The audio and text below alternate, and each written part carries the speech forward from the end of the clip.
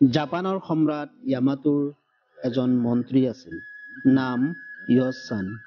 তেওঁলোকৰ পৰিয়ালটো মিলাপ্ৰীতি আৰু সৌহাৰ্দ্যৰ বাবে বিখ্যাত আছিল। এই পৰিয়ালটোত প্ৰায় 1000 সদস্য আছিল, কিন্তু তেওঁলোকৰ মাজত একতাৰ ভাৱ খুব সবল আছিল।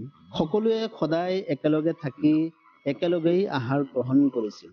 তেওঁলোকৰ মাজত কেতিয়াও কাজিয়া হোৱা নাছিল। ইয়ছানৰ পৰিয়ালটোৰ এই কাহিনী সম্ৰাট য়ামাটোৰৰ কাণতো পৰিছিল।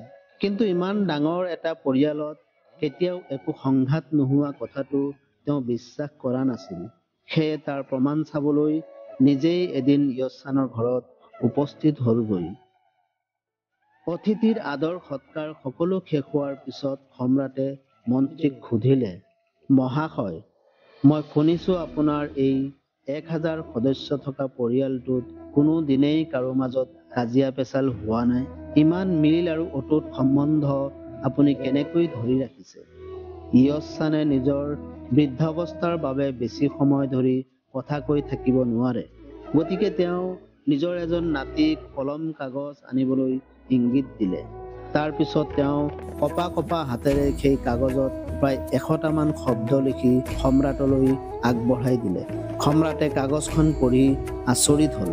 তাত 100 বাৰ এটা শব্দই লিখা আছিল, সহনশীলতা।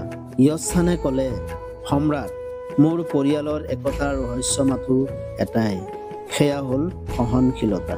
এই মন্ত্ৰটো যিমান বাৰ দোহাৰিম সিমানেই ইয়াৰ ফল পাম।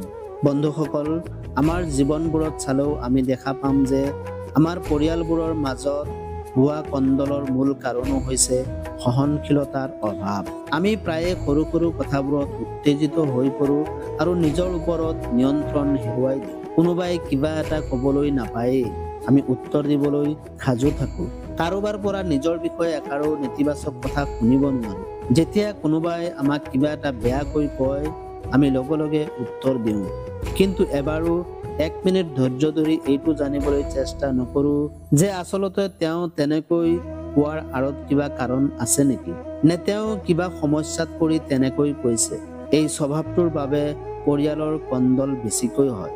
মন্ত্ৰী ইয়ছানে যি সহনশীলতাৰ কথা কৈছে তাৰ অৰ্থ হৈছে সেই সময়ত মনে মনে থকা, যি সময়ত পৰিয়ালৰ আন এজন সদস্য উত্তেজিত হৈ পৰে।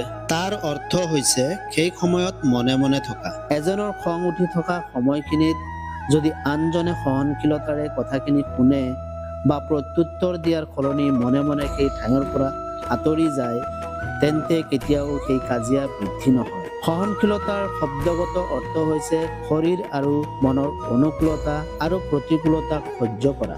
অৰ্থাৎ বিপৰীত পক্ষই আপোনাৰ বিষয়ে কোৱা নেতিবাচক কথাও ধৈৰ্য সহকাৰে শুনা।